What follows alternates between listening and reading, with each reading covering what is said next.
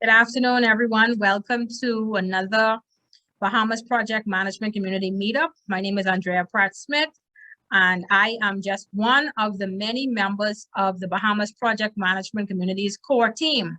Now, tonight we are going to do something a bit different. I am not going to be the only person presenting and serving as host. We actually have members of the core team that are going to be participating in this evening's meetup. And you will meet them when they start to speak and do their role. So hopefully they will say their name and then they will start the aspect of the meeting that they are responsible for. So without further ado, I am going to pass the baton to Monique. Welcome, Monique. Good evening all, and thank you, Andrea. Let's just give reverence to our Heavenly Father. Heavenly Father, thank you for this evening. Thank you for the opportunity for this meetup once again. Heavenly Father, we ask that as we go through this evening, that we will receive from the speaker and be transformed by the message that she presents. Heavenly Father, we thank you that once we would have left, we would be able to put the actions, the thoughts, and the message she would have communicated to us in action. Bless those who are here and keep those who have not yet signed up. And we thank you and look forward to a wonderful and productive evening. These things we ask in your name. Amen. Amen. Monique, you can now present our speaker. Okay, no problem. I am privileged to present this evening's speaker. She is a seasoned certified speaker, a corporate trainer, personal development coach, an HR strategist and consultant. She's also a leadership advisor, a men's empowerment advocate, an educator, a mentor, a newspaper columnist, and a soulful singer. I can attest to that. I've heard her sing. She's also a radio and television host. She was named as a Caribbean woman to watch in honor of Women's History Month in 2016. She has authored not one, not two, not three, not four, not five, but 7 books. 7 books she's authored. She's particularly passionate about incorporating the elements of optimism, purpose, and emotional intelligence in her programs and presentation. She enjoys intimate coaching and mentoring retreats. She also does books, speaking, and consulting services. She's achieved numerous certifications in vocational education, HR administration, and training, with a Bachelor of Arts degree in English and a Master's in Career and Human Resources Development. She's worked both in public and the private sectors as an educator, at-risk youth development leader, corporate trainer, and human resources professional, particularly in the hotel hospitality industry. She's currently serving as the Director of Human Resources and Organizational Development for the Ministry of Tourism and Aviation. She's a leader and mentor of leaders with a bold mission to inspire positive change in national development throughout the diaspora by developing authentic, transformational, limitless leaders. Ladies and gentlemen, that's a mouthful. It speaks and attests to this dynamic person. Please join me in welcoming the one, the only, Simmone L. Bowe.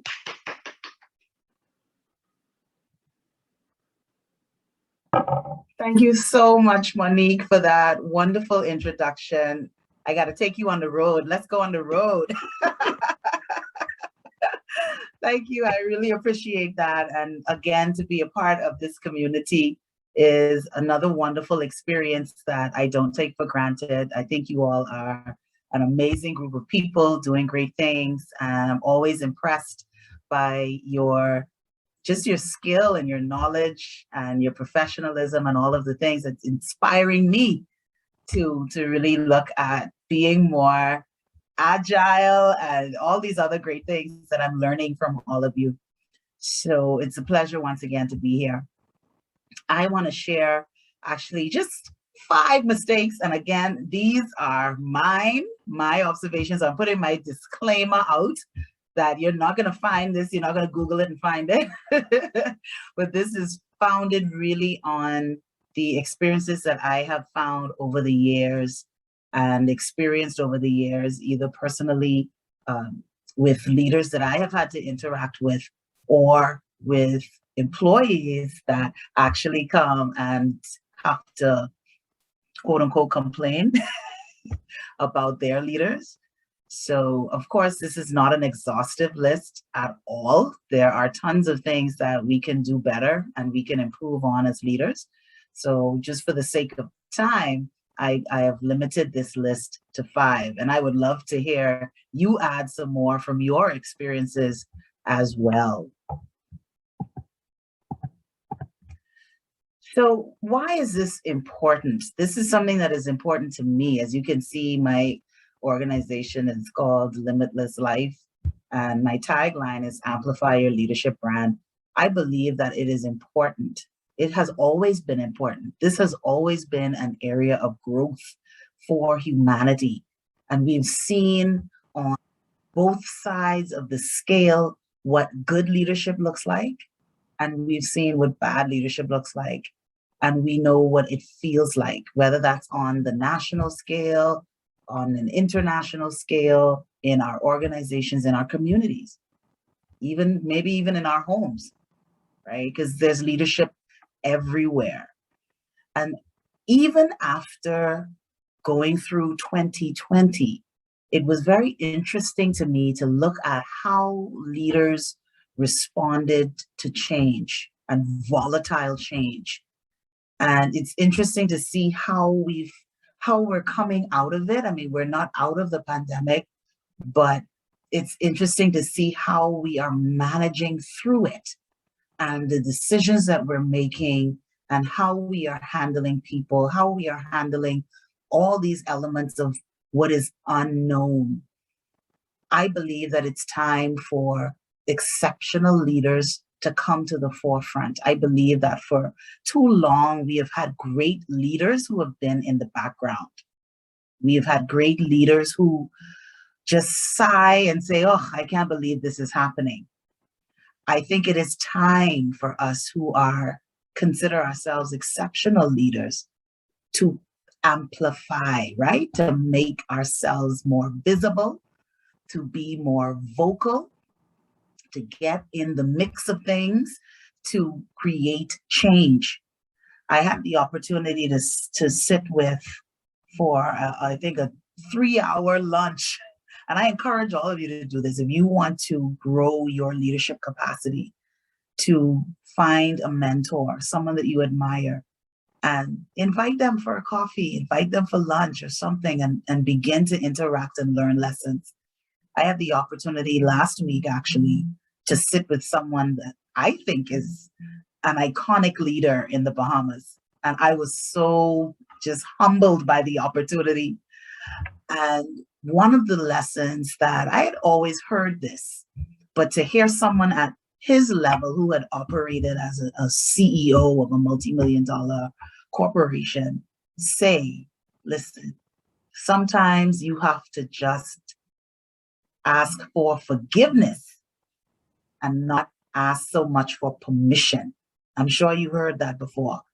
We have to stop asking permission. There are some things that if we know it's the right thing to do, we know that it's the best thing to do in a particular scenario, then we just need to have at it.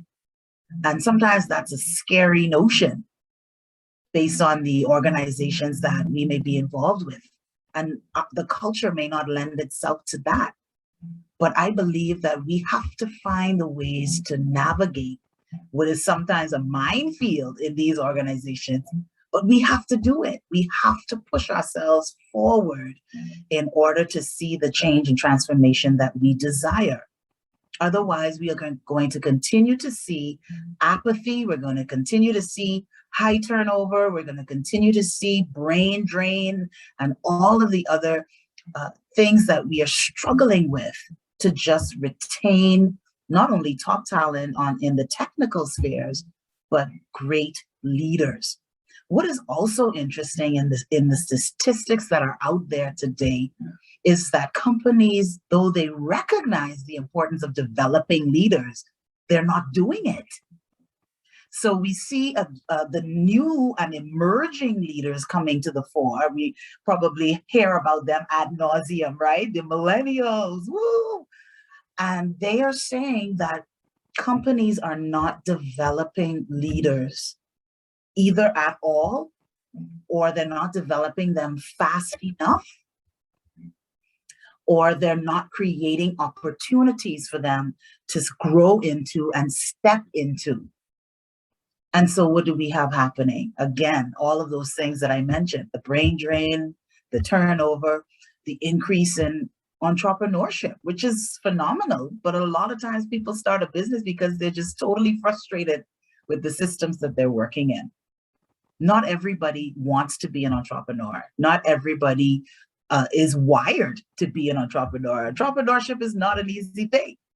So what do? We have to amplify our leadership. We have to amplify how we approach leadership in our organizations. I want to share a couple of those statistics that I mentioned. In one, it says 83% of companies agree that developing leaders is crucial.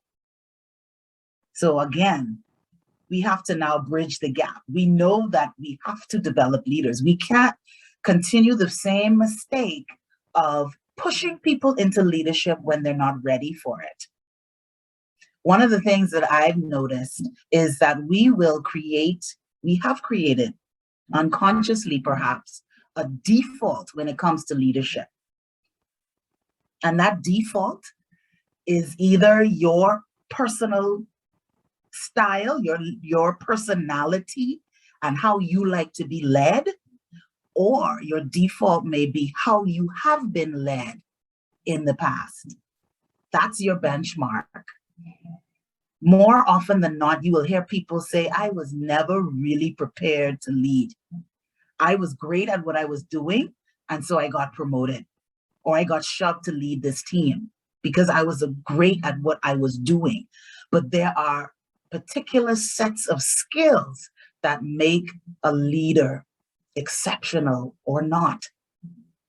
And unless those skills are developed, and unless leaders are given the opportunity to grow into those skills, to be able to practice and demonstrate those skills over time, the likelihood of them being successful is slimmer.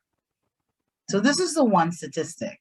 It's important that we develop leaders. Yes, we have the argument, are leaders born or made, and we could debate it from now until tomorrow. We have innate leadership abilities, but there are some skill sets in leadership that we must learn and refine. Next is something I want to share from Gallup, and they talk about these great leadership talents. What are, based on studies, the talents, the characteristics that great leaders have? So foster trust and open communication and complete transparency. Now, let's be honest in the room tonight. How many leaders have you experienced who foster trust, open communication, and complete transparency? Let's be real now. Y'all be real. Talk to me. I think sometimes we have pockets of it. We can see people who try to do it, but this doesn't seem to be a go-to for leaders. Sometimes we see people who are, they're not as honest. They may not be honest with you. They may be honest with someone else, not completely honest with you and what you need, and all of the other negative things that we could get into with communication. But communication is a critical aspect of being a great leader. And you do that when people can trust you and when they know you can be direct without being hurtful. You can be transparent and vulnerable. Let me just see what you're saying. Yes, definitely a lack of transparency. Yes, giving clear feedback. Certainly not many. That is correct. So true. Number two, not politics, but productivity drives their decisions. Oh my goodness. And with politics here, they're not talking about governmental politics. They're talking about office politics, right? The nuances of the culture of an organization. Who are the power players? Who are the influencers? Who are the people you have to walk on eggshells around? Who are the people that you have to kind of tiptoe around? Who do you have to massage and stroke their ego to get stuff done, right? That's the kind of thing that they're talking about. But productivity drives their decisions. People who, and I see this so often, of people who lead from their feelings and not from the facts. And we know, those of us that live in the Caribbean, that sometimes we have this who you know culture, right? We talk about nepotism and cronyism and all the other things that we call it. So it's not really about what you know. It's not about the alphabet soup. It's more about who you are connected to, or who you can, massage enough to get what you want. So great leaders don't let that drive their decisions. Number three, with a compelling mission and vision, they motivate and engage all of their employees. Oh, this is critical. People want something to rally around. People need something that's going to unify them and inspire them. So great leaders will have direction. We need to know where we're going. What's the strategy? How does my job make sense? Otherwise, I'll be like everybody else and I'll just do the 9 to 5. I'll just do what everybody else is doing and not move forward and not give my best self and my best work. Great leaders offer a culture of clear accountability, and they foster that culture. Clear accountability. Who is responsible for what, and whose feet do I need to hold to the fire to make it happen, or because it didn't happen? Very important, accountability. And we love to play the blame game, but the blame game is not what great leadership is all about. It's about taking responsibility, and everybody ought to take responsibility for their actions. They are capable of driving outcomes, overcoming adversity, and overcoming resistance. As I mentioned, the last couple of years have been testing times for leaders. But I believe that crisis and change only reveal and magnify who we really are. So are we able to get results? Are we able to overcome adversity? Are we able to overcome resistance? Can we continue to press forward when people don't support us and don't support our ideas or our ideals? We have sometimes a values as a part of our vision that we want to push when people don't buy into it. How do we manage through that? How do we lead through that? I want to jump right into the mistakes, and then perhaps we can get into a little bit of discussion before we end this time. So mistake number one, leaders that do not develop people skills make a great mistake. People think that I can be great technically, my technical capacity can be great, but I don't really need to worry about this people stuff. This people stuff makes me tired. This people stuff is draining. If we could just get rid of the people, I could work on the projects, it'll be great. But guess what? The people aren't going anywhere. And the people part of the work sometimes makes up the majority of the work.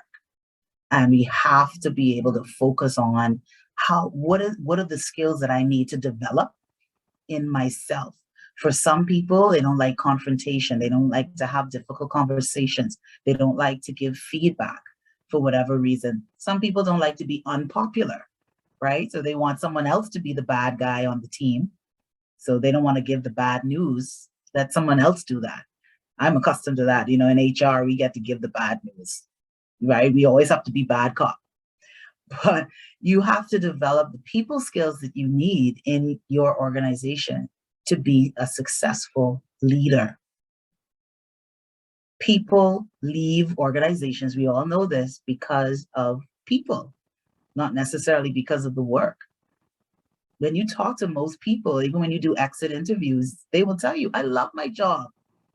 I love my job. I just can't do it here. I can't do it. It's either my manager or other people that I work with, right? So we got to develop people skills to be a great leader. Mistake number 2, not develop high EQ, emotional intelligence. This is my favorite topic. Anyone that knows me or hears me knows that I will bring this up no matter what. But we need this as leaders. We need to be self-aware. We need to be able to have self-control. We need to be very much aware of other people and their emotional state and how they feel and everything else, how they may be impacted by what you say or do. And we also need to know how to manage relationships well. We need to know how to connect with others, how to show empathy, how to build rapport, how to leverage those relationships. So as a successful leader, we have to develop high EQ. And when we assess our EQ and look at where our areas of strength are and our areas of weakness, or like I call them growth opportunities, we need to work on those areas so that we can build that up and improve in those areas. Mistakes number 3, leaders who do not share. And what do you talk about that? Are we talking about, this is not preschool, we're not sharing crayons and toys. No, but leaders need to share information. Leaders need to share, just investing in succession, right? Leaders need to be able to share the limelight. Hello? It isn't always about you shining. It's about you pushing people to the forefront, members of your team, and allowing them absolutely to move forward. You get out there and you see what Andrea did tonight. Y'all get out there now. Y'all gotta lead this meeting. Right? That's what you gotta do. You gotta push your team out and share the limelight. Share the credit. How many times do people give great ideas and leaders claim it as their own, right? But what does it take off you to say, Omar, that was a great idea. And guess what? Omar gave me that idea. And I just thought it was amazing, right? Doesn't take anything off you, doesn't diminish you in any way. In fact, it gives you some cool points with Omar. And he'll keep coming up with some great ideas. Mistake number 4, leaders who do not balance task and goals and people. So remember, I talked about leaders being very people-oriented and having to build your people skills. But we have sometimes as leaders, and we have the pressure to perform, right? There's always pressure from every level, and it just trickles down. We're pressured to get results. We're pressured to meet deadlines. We're pressured to get things done. We're pressured to get people to cooperate and all these other different things. But we have to balance our need to achieve and need to get up to outcomes with how we are driving people and how we are inspiring people and how we are helping people to also journey through their careers and the lessons that they need to learn. We don't want to wear people out and wear people down and break their spirits and cause burnout and frustration and anger and bitterness and all the other things that can come up if we're not balancing. If we share the load, then we're able to better bear the load. But it just can't always be about tasks and goals. So again, from that HR perspective, we're always talking about the happy stuff. What are we doing to celebrate, to reward, And it doesn't have to be big things. For some people, they just want to hear you say thank you. I've heard that from employees who say they'd only just acknowledge what I do. You know, they're not looking for money. They're not looking for fanfare or gifts. Now, some people are. You have to know your team, right? That some people do want money. Some people do want big fanfare. You know, when you have that staff meeting or that team meeting, they want to call my name, you know, or they're mad at you. So you have to know who you're dealing with at any given time to reward, to recognize, to celebrate not only individuals, but also the team, and balance, finding that nice balancing act between pushing to get the job done, but also being mindful of people, especially now. Mental health and well-being is so important right now. People are stretched to their capacity. People are just at the end of their rope, just trying to make it day to day through this pandemic. People have COVID fatigue. I'm telling you, people are just tired. They're zoomed out. They are stressed out. They're done with COVID, done with wearing masks, done with who's vaccinated and who's not. Like, you don't want to hear it anymore, you know? And so we have to be mindful of that as we push people, that we are taking all of that into account. Mistake number 5. This is my last one. Leaders who do not build and leverage networks. So you notice this is a lot of people-oriented stuff, but I have learned over the years that it is the relationships that you build with people that you are able to leverage and go further in whatever you do, whether that is in your organization and being able to ask for favors, being able to get things done, being able to get what we call in HR discretionary effort. That's that people who go above and beyond without asking for money or for more. People who will come in early and leave late just for the joy of it, just because they are that committed and that interested. They want to get it done. You only do that when you can build on your network. When you can go in your phone and you can actually find, you know, oh, okay, yeah, I have that number. Yeah, let me give you that phone number. Oh, let me give this person a call. Oh, yeah, you need that? Okay, I know somebody who knows somebody, and I could, right? That's how we get things done, believe it or not. I have a friend who we worked together in the hospitality industry, and, you know, that's taken a huge hit. And she says she has been hitting the job search pavement now for the last few years, like probably 3 years. And it's only been because of people that she knows, and they actually could say, hey, you know, we have an opening here, come and apply. As simple as that, you know, and people can remember you and call your name. And I think that person would be great for the job. That's another HR insight. A lot of jobs aren't advertised. People pass names around. It's as simple as that, because people don't want to have to go through sifting through resumes and all this other stuff. They want to make it as easy as possible.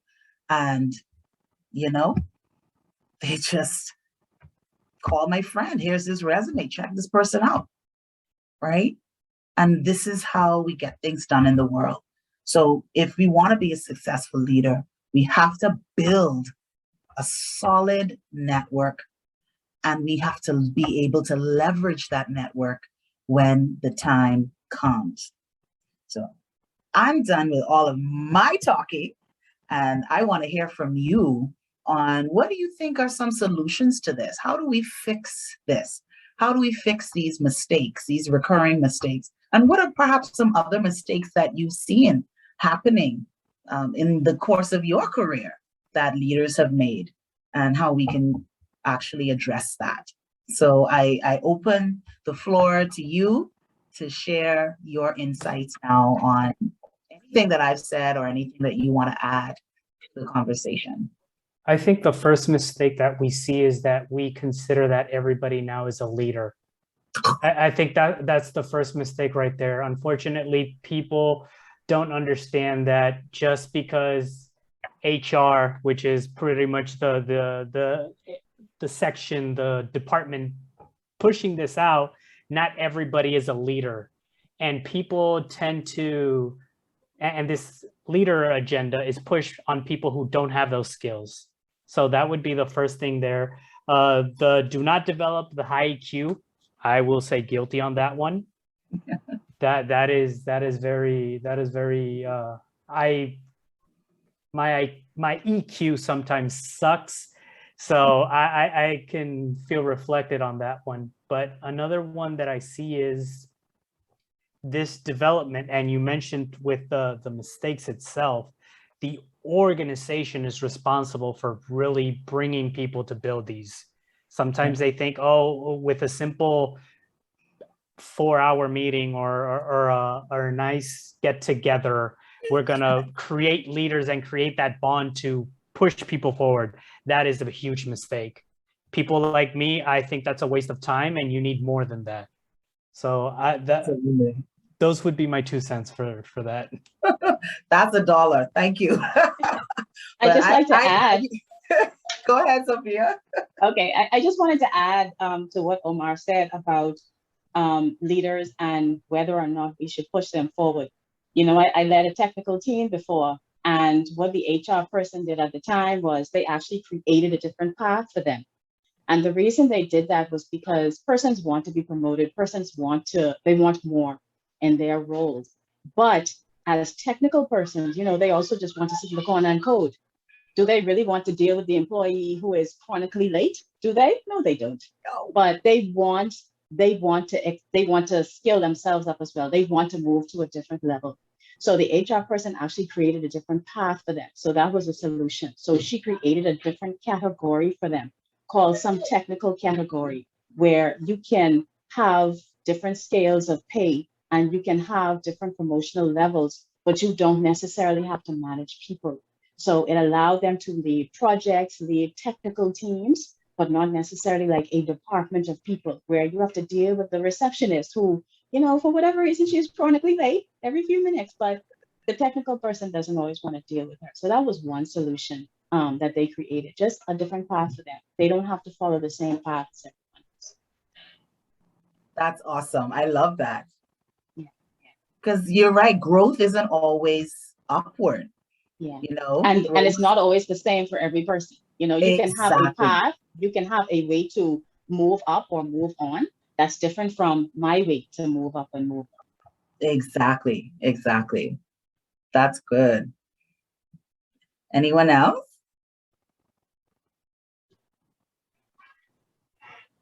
Hi, Simmone. How are you? I am good. How are you doing, Mr. Black? Good. Great presentation. Thank you.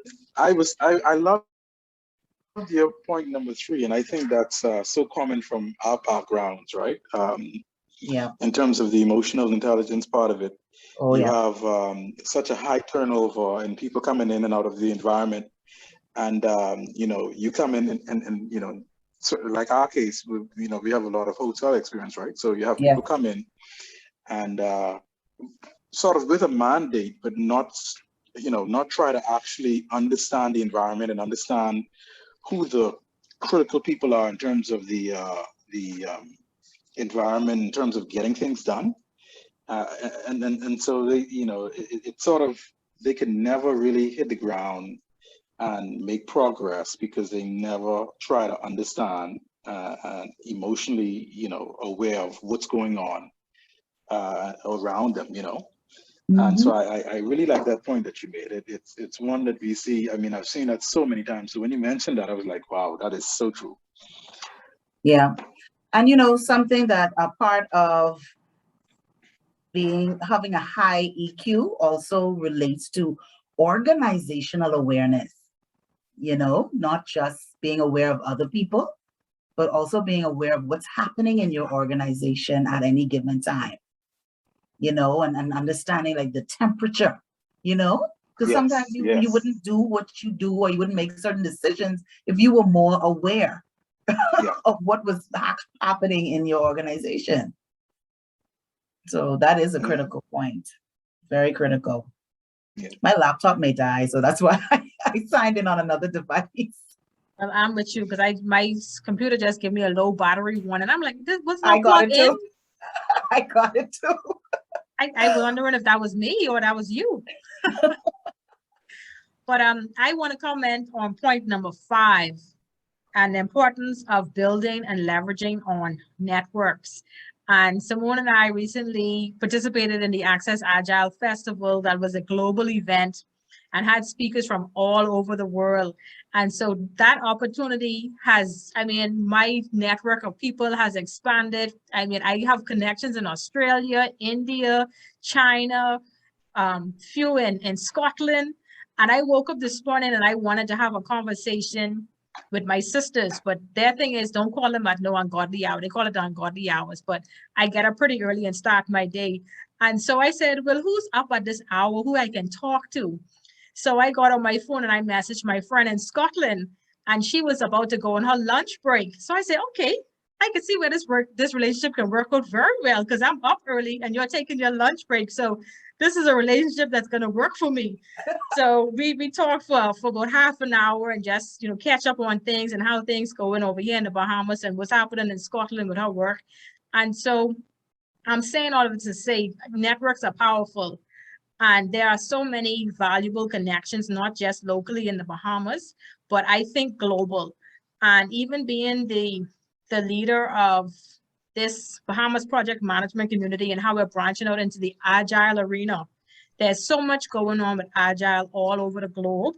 And the only way we can benefit from what's happening and bring it back home is by having those connections. And I think that's paramount to our success and building those crucial networks and just having conversations with different persons who not only started organizations, but who know other connections. So just having them put a reference forward and say, this is Andrea and she's doing this and can you assist her? That's vital to us moving forward and being successful. So your point number 5 resonated the most with me, even though all are very good points. Yes. Yes. I also have a comment, Simmone. You had spoken about persons who work and to be compensated. Most people would say, well, most people who are vocal anyway would say money, of course. Mm-hmm. However, about 2 years ago, I did some research, doing some training with Raquel. You know Raquel? Yes, I do. Clark. And what I found, the number one was not actually money, it was number 2. Number 1, believe it or not, from big companies, Fortune 500 companies, was feeling valued. Mm-hmm. And I actually agree with that. Let me just give you a short instance as why. I guess it's easier for, say, if someone's paid well too or comfortably, it's not so much. To hear, and you had mentioned it earlier, to hear the word thank you. I'm amazed at how many persons don't get that from their managers or supervisor, or hear, you did a great job, and what you did. Or I like when you do this. Let me tell you how you could even be better at this. However they deliver it, the message is essentially the same. Or you're so good at this, I'm going to put you in charge. So giving people added responsibility and touching their emotional part and making them feel their worth and value brings out more from an employee than money does. Because no matter how much money you give someone, let's be honest, I think you could see in the Bahamas that the unions show you can never have enough for money. A person who is good at what they do don't have to stay on a job and fight for money. You're going to leave if you're that good. That's the way I see it. Some companies, I don't think anyone will ever pay you truly what you're worth, but some companies can come close to it. So I really like that point. And I know on my job, a job that I was on for quite some time, I was a worker. I work. I'm one of those persons that you say, come to work, do your work and stay late. That's because that's a morning Caesar thing. I want to do it with a spirit of excellence. I want them to say, if anything, she did her work well. But sometimes I went above and beyond because you know what? I always remembered my manager says, when I leave, I count on you. I know you got my back. So I would do it just for her when it wasn't even about the company. So I just wanted to make that comment. You have to make people feel valued and you appreciate them. Marquin is itching to step in on that. Simmone is muted, but Marquin mode was moving while Monique was talking. Like he just wants to say something. Get it out, Marquin. Monique was preaching. I just was quiet just now. She was just preaching. So, you know.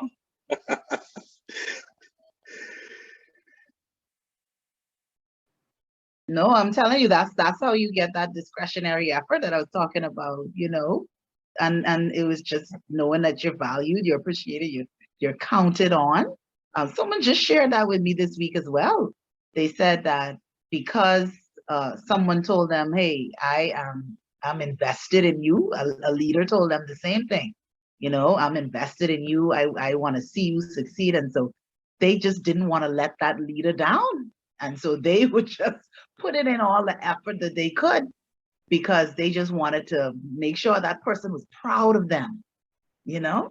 I have a question for you, Simmone. Okay. What advice would you give to either the employee or the employer in a situation where the employee does excellent work, but the employer never comments to that employee directly, but they would go and tell somebody else how much they rely on this person and how well this person performs their job. But they would say, well, I could never tell them that because I don't want them to think I need them. Oh my God. Send them to some training. Sign up that leader for a coach. Come on. What is the point? I don't understand where we get and it's a mindset, you know. That is a mindset. It's a belief. And people feel like, you know, I got to keep them stringing along. Keep them stringing along and never make them feel like they could get comfortable. They could get too big for their britches, and they lose their drive and all these ridiculous things, you know. And clearly that person just does not understand people, and they don't understand leadership, you know. And so when people see this type of stuff, and the person who would have heard that comment being made, I don't know who it was, but sometimes we need to make recommendations for these people, honestly, to be trained or to be coached or mentored or something. We can't just stand by and allow people like that to run roughshod over the people in the organization. Because that same person they're dependent on, that they don't want to tell them, as mentioned, I think Monique said it, they're going to leave. They're not going to be the ones sitting in the corner disgruntled, watching Facebook and YouTube. They are going to leave, and they're going to find an organization that will appreciate them. I heard of someone who was on the job hunt, and they turned down an offer. And this was locally. This is right here in Nassau, Bahamas. And I think I was interviewing her for a role. And she said that she turned down an opportunity because the other competitor, the other employer that she interviewed with, was able to give her a 5-year career plan. These are the things that we have in store for you if you were to join our organization. Can you believe that? And she went with that organization. Who wouldn't? You think about me that much that you actually have a path for me, like a 5-year plan? Okay, Simmone, I have another question for you. This is in the news, right? Uh-oh. I'm not dominating the conversation, but no one else seems to want to ask the question. Look at my face, like, give us a chance. But how do you feel about the government now saying that they're going to bring back pensioners to fill positions? Oh Lord, are we being recorded, eh? Anyway, here's my view on that. I believe, first of all, we need to do a proper assessment of the talent that we already have. And we need to determine what we actually need. So yes, we may be able to bring pensioners back. Maybe they have skill sets that they can help to build. I don't know in what capacity they're bringing them back, if they're coming back as part-timers or they're coming back as consultants, or what the capacity is. Did they say? No, it's been rumored that they're coming back as permanent secretaries. What is that emoji? Right? Like, really? You know, that I think that's it says, go ahead, Simmone. I was just gonna say it's an indictment, because Yeah, we do such a poor job of succession planning. We that's should exactly not, what I was going to say. you know, Yeah, okay, so yeah. continue the point while I, Yeah, to me, it proves the point that they did not have enough expertise there to do what needed to be done if they had to bring persons in. Now, I can see bringing persons in for a period of time. You know, you realize that you don't have the expertise. It's a reality. And so you do 3 months, 6 month stints. I can get that because you do need some expertise, some experience to move forward, to move up. You do need that. And if you don't have it, you have to go out and get it. I believe in that. But I think if you bring people back in a permanent, open-ended, however long they want to be there, they can be there. It speaks to the fact that persons who are there now have not been properly trained to move up. You know, I always tell people, you warm a seat for somebody else. You should never believe that the chair you sit in is yours. You know, like you could write your name on the back of it. You're really only warming it for somebody else. And you should train the other person so that if you have to leave, or if you get another opportunity, somebody else can take that opportunity. You know, so, and I think that's the biggest challenge that we have as some leaders, quote unquote leaders. They think that they are the only ones who can lead and should lead, and they are not supposed to train others to lead also. and that's what I talked about, not sharing information. How many times do we have people hoarding, we give it, you know, we drip the information to them, or Need to know find basis. You don't need to know. right? Keep coming to me. Keep coming to me if you want more. Yes, That's it. it's ridiculous. Yeah. And they, you know, they act like they can take that chair home with them. Yeah. You know, I always say, these people act like this is their daddy's place. This is not your dad's place. That's mine till I retire. That's mine. Goodness, come Well, on. Jackie has a hand raised, Simmone. Let's hear your hallelujah moment, Jackie. You know, I have a hallelujah moment. Good evening, everyone. My question is, what do you do as an employee when you recognize that, you know, your superior, your boss doesn't have, how can I say that? You know, that we all have, how can I say, okay, they don't have strong leadership skills, but you probably recognize there's some areas. Do you advise giving them a book, or just, you know, kind of dropping little stuff in the chat to them personally? I mean, how could you convey that message that, okay, I really want to help you, but I want to do it in a very diplomatic and not in a way where, okay, I'm going to get retaliate or backlash or anything like that. What would you advise? Simmone, before you answer that, Simmone, tied to Jackie's question, I want to piggyback off that. What to those leaders, how do we approach them? But to me, personally, to become a better leader, what also would you recommend would be the correct path for me to improve my current skill set, or to even gain other skills that you deem are necessary? Yeah, those are both great questions. And I find that sometimes we have to lead up. And what do I mean by that? Sometimes we have to manage our managers, and they may not even be aware of that, right? So you may have someone who is maybe a little disorganized, scatterbrained. Like for me, I understand my personality very well. So, you know, there are tons of personality tests out there. I am that type that is described as wind, or sometimes as the inspirational. So that's the person who is only good with short-term stuff. Like I can move around, I could inspire, I could do all this stuff, but you sometimes leave a trail of unfinished things because you're on to the next most exciting thing. So that could be very frustrating to the person who is that earth personality, that person who likes routine and schedules and things to be done on time and things to be done according to procedure. So when you're breaking procedure and breaking protocol and doing all this, then you drive them nuts. So the first thing that I think is sometimes you have to help to manage your boss in a way that they don't feel like you are actually valuable to them. So instead of coming out and saying, you know, boss, you're really so disorganized, do you need me to help you, or sending them a link to some app to help them get organized, you know. And sometimes you just have to suck it up and offer to help them. And you say, you know, would you like me to help you organize your calendar, or would you like me to help you do this or that? Would you like me to schedule the meeting and order the refreshments? I mean, like, whatever it is, that sometimes you just have to make an offer. When you get to the point of offering a book, I think you would have had to build a relationship with that person to the point where they're not going to be offended by that book. Yeah. You know, and maybe it would have to be where you offer, let's do something together.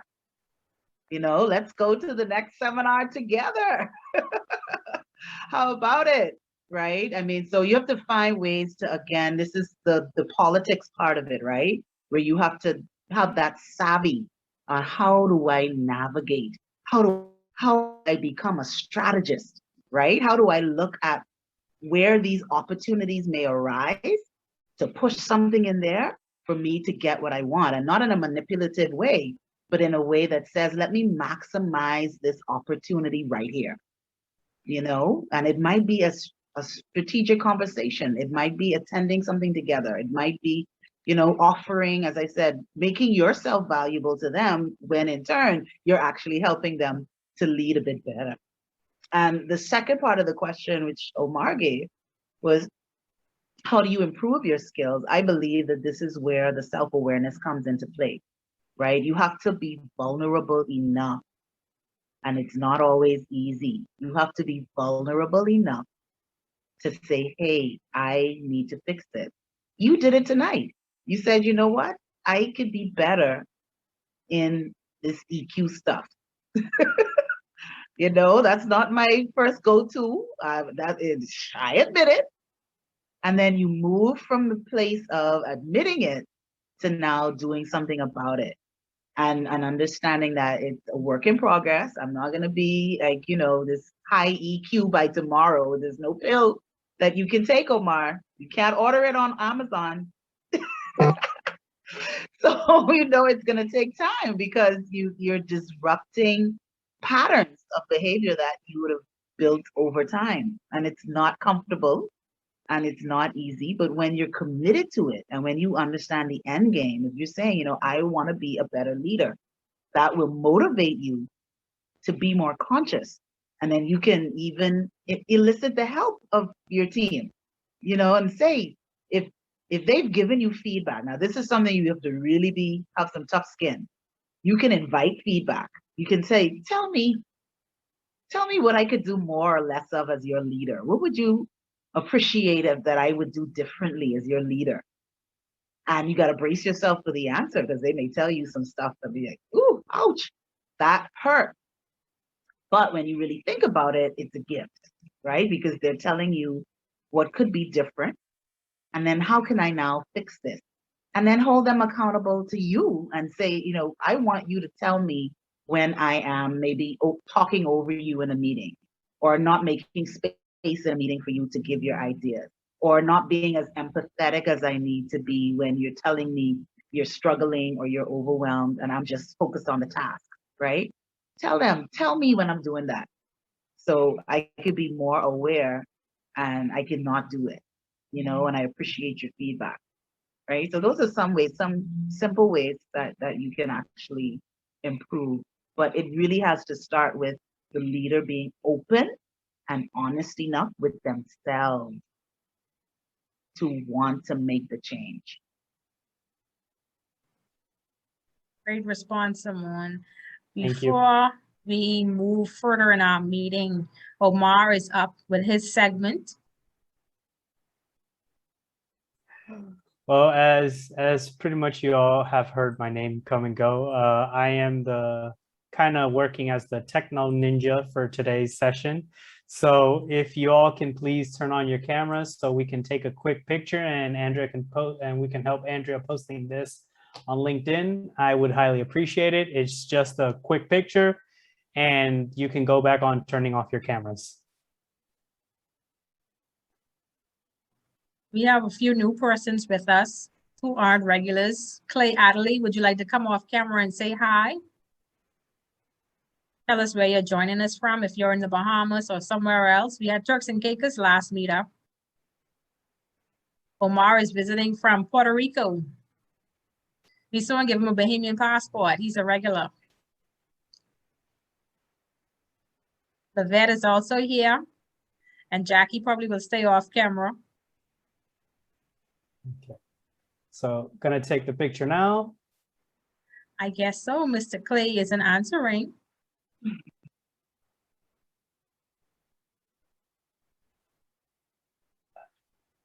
Okay, and oof, gotta take it again.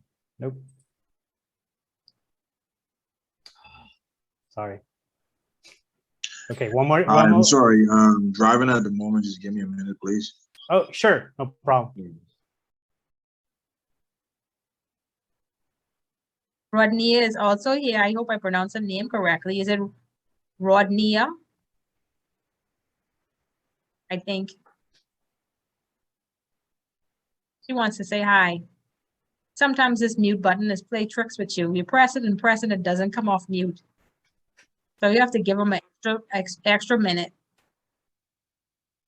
Okay. While we wait, Simmone, can you just qualify for me what the EQ was? Emotional, what was the Q? Is it quality?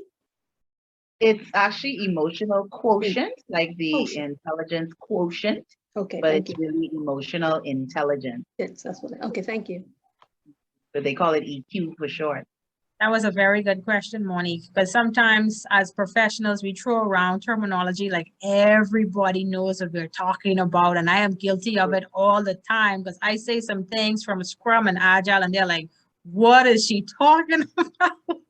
But it becomes so norm for us, you know, saying it all the time. We just assume that everybody knows what these acronyms means. So we do apologize.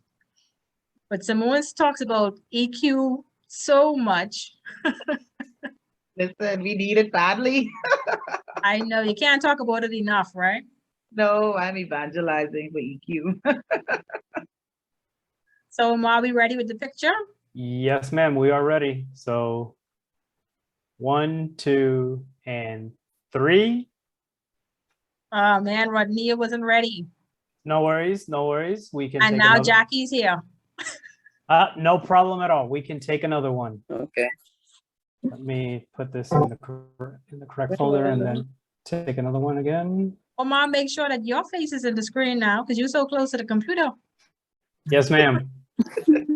Okay, here we go again. 1, 2, and 3. And there we go. Hey. Okay, and thank you very much, everyone. Okay, I'm sorry. I took the picture of the wrong thing, clicked on the wrong window one last time, and again, I do apologize. That's okay. It's a learning experience. Right? My Okay, face so hurting from all the smiling though. So make it quick. sorry. Last one, I promise. 1, 2, 3. And there we go. Yeah, you missed Jackie. Jackie camera just came on after you took That is funny. This is the $1 million picture. Okay, here we go again. No Now problem. Monique went off camera. Okay, now she's back. Let me make sure I got this right. I'll get better at this, I promise. Okay, now Clay is with us now, so I think we're good to go. Got it. 1, 2, 3. And there we go. Okay, so thank you, Omar, for executing your session of this meetup very well. In Agile, we are told that we're supposed to fail fast and recover quicker. So that was a great recovery. But before we move on, Omar, one more thing. Yes, ma'am. Drop the survey in the chat. Yes, ma'am, right away. Gonna work on that while we continue our discussion, which is very lively, by the way. So Marquin's brain is just moving around. So I know he's thinking about another question. Like Simmone, how do you deal with an employer? And we have many of them in the Bahamas. Black Bahamian employers who feel that once they paying you a salary, they don't pay you to think.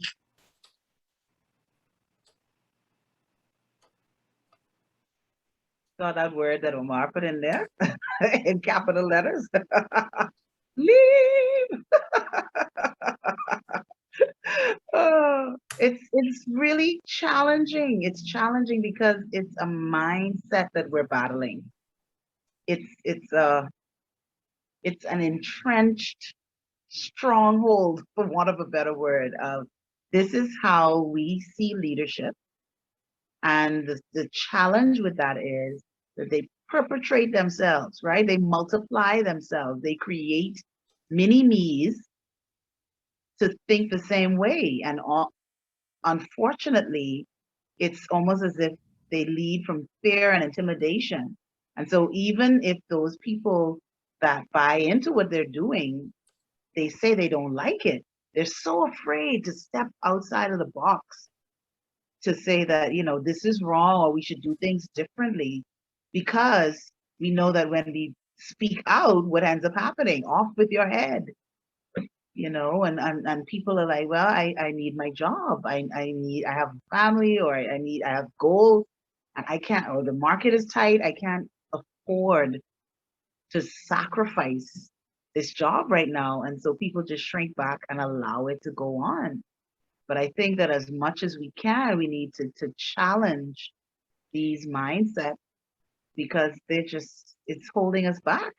It's holding us back. And, it makes me laugh, because these would be the same people who would call in a consultant like me and say, we have low morale and people aren't speaking up in meetings.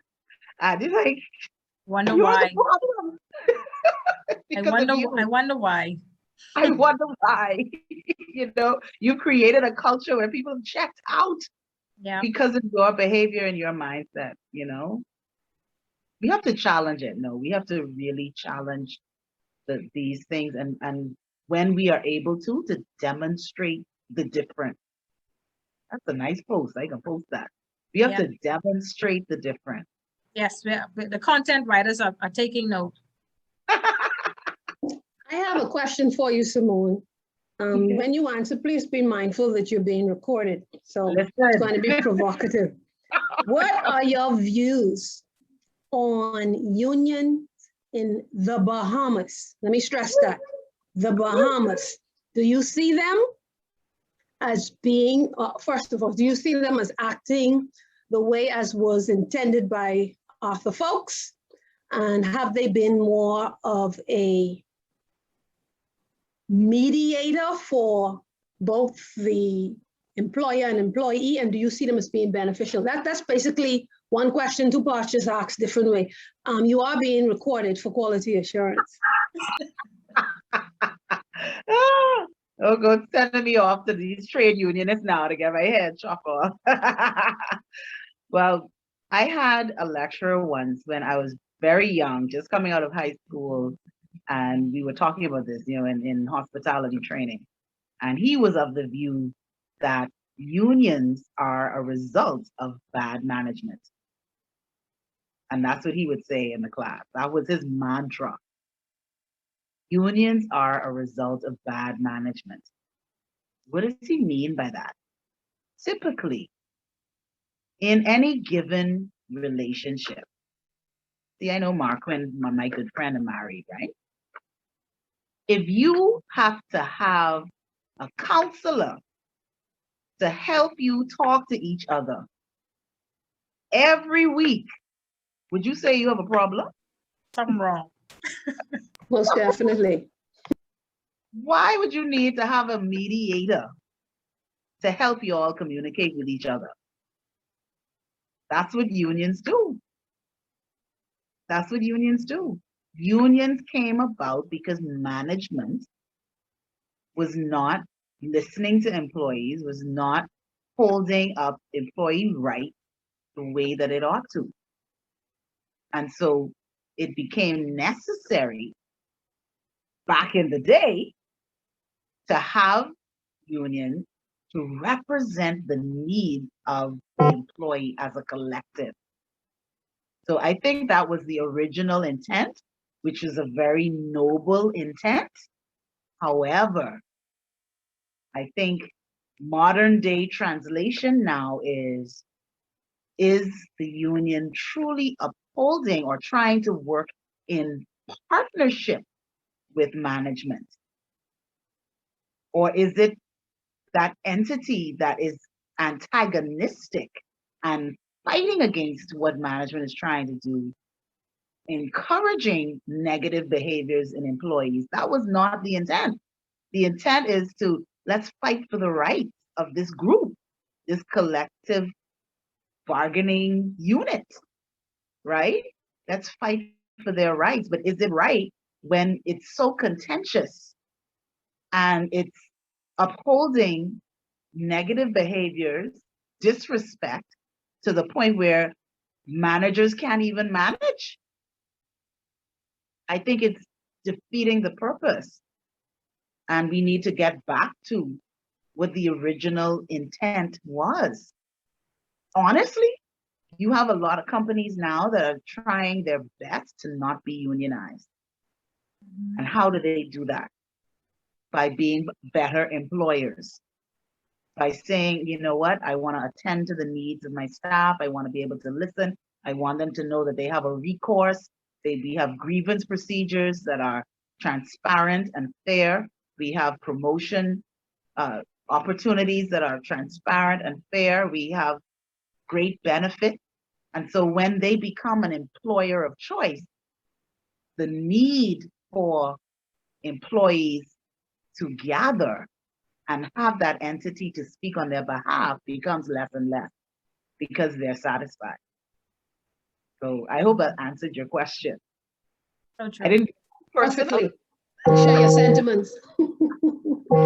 but I do believe that they are counterproductive in many instances, you know, and I think that they can do a lot of things differently and better. If they're going to be around, they can do some things a whole lot better.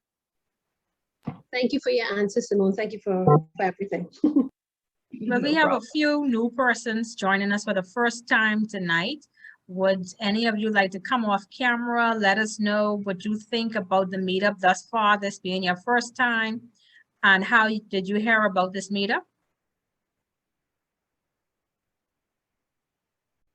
Good evening, everyone. My name is Rodney Johnson. I'm kind of multitasking, so apologies for that. So that's why I won't turn on my camera. That's all right. We always multitasking. We're project managers. Yes. We juggle all the time. Indeed. This is my first time attending the meetup. I got the invite from Sophia. And so I liked the topic for the meetup this evening. And it was interesting. So that was one of the reasons why I decided to join. And it was a very good session. I enjoyed it. So I guess keep them coming out and I will try my best to attend. Thank you so much for joining us, Mr. Adderley. Mr. Adderley, you are up.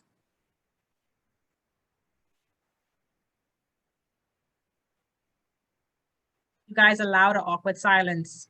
I was taught that you were supposed to keep the awkward silence until they respond. So Lavette, you are here as well. This isn't your first time, but maybe your second time. If I'm thinking it's your second time. Would you like to say something?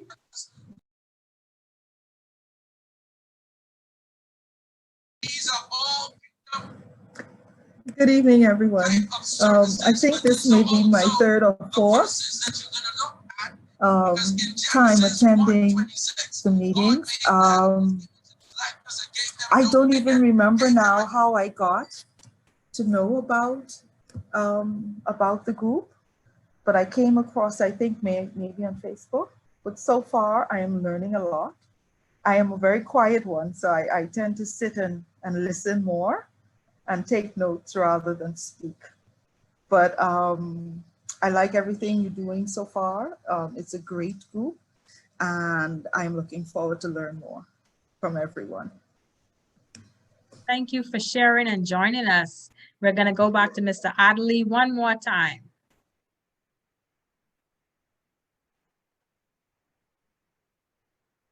Mr. Adderley is pulling a Mr. Black on me. Okay, so if Ms. Adderley doesn't want to talk, we're going to move on and pass the baton to Sophia. You're up. Well, I think we've finished our Q&A. We've discussed as much as we needed to or wanted to with Simmone. I think as project managers, I think a lot of what Simmone always says resonates with us, you know, the emotional quotient and dealing with different stakeholders, managing projects. That's the leadership right there. That's what it takes. And I think for persons who are new to the call, thank you, Rodnia, for joining. I think for persons who are new, we certainly hope that you join us again. We are going to have another meetup, October 28th, I think it is, October 28th. That is with Dr. Rodney Smith. So look out, please, for the post, for the information, the communications around the meetup. And yes, please, like it, share it, forward it, do whatever you do to get the word out about the community. We are really trying to grow the community. We're trying to promote project management and support persons who are interested in project management. So this is our way of trying to do that. The meetups is one of the ways that we do that. So please, whenever you see the communications, try to share it as much as you can. I don't know if anybody else from the team wants to say anything else. We've already dropped the survey in the chat. Do Please we have take the the time. link for the meetup for the next meetup? We could drop in the chat as well, or we don't have that on hand. Give me a quick second. Yeah. The tech The guy is survey, on I it. saw the survey in there. And And I please- also saw Simmone's contact or Simmone's LinkedIn page in there. You want to make contact with Simmone.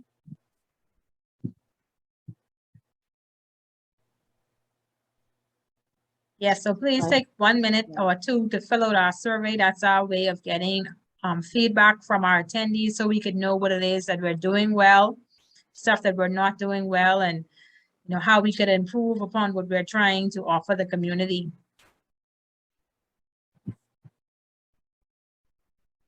So I think with that, Andrea, I think we're done unless we get the link for the next meetup.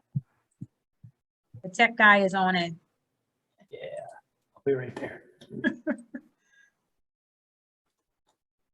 So you can, I guess, while Omar is finding the link, you can conclude.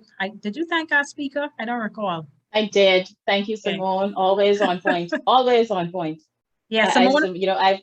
Simmone is just always there, and I think that the delivery is what I really appreciate. It's always down to earth. It always is Practical. relevant to what we are dealing with at the time. It is always, it's not layers above our head with acronyms, as we like to say. It is right here where we need to be, where we can understand it, and where we could also convey it to others if we need to. So I think that's the biggest thing. Your delivery method to me is usually exactly what people need to really understand the key points and be able to really utilize it day to day. You don't walk away with a lot of information, but what am I going to do with that information?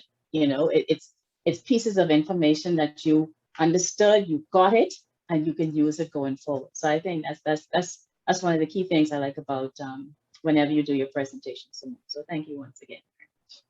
Yes, And yes, somebody said in the beginning, fantastic singer. I had the opportunity to experience that myself. Awesome.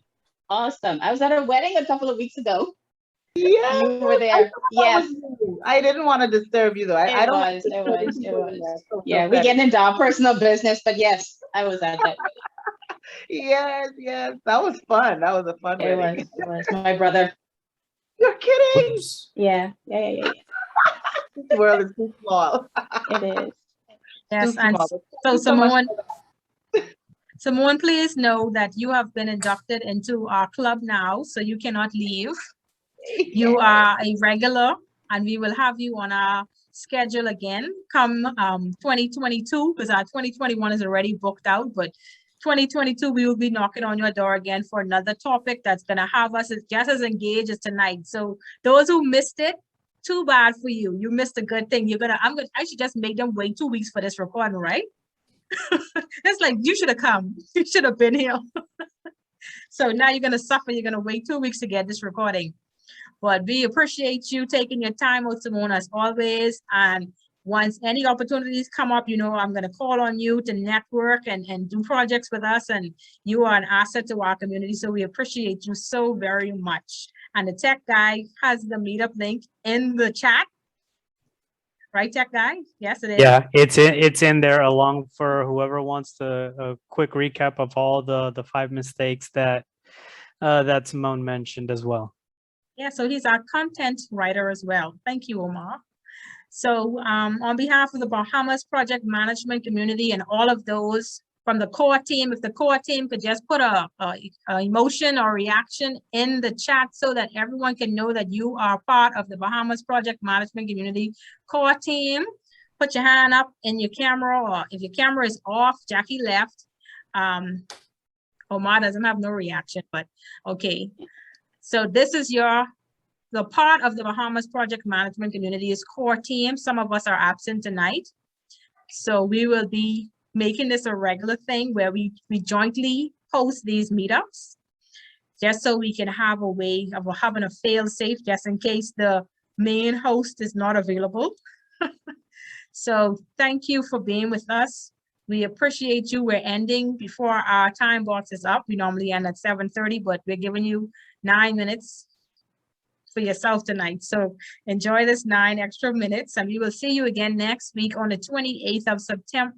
Let's make going back in the past. 28th of October, where Dr. Rodney Smith, the president of the College of the Bahamas, will be joining us and talking about new ways of education. I can't remember the topic offhand, and no one from Education the team, for the 21st century.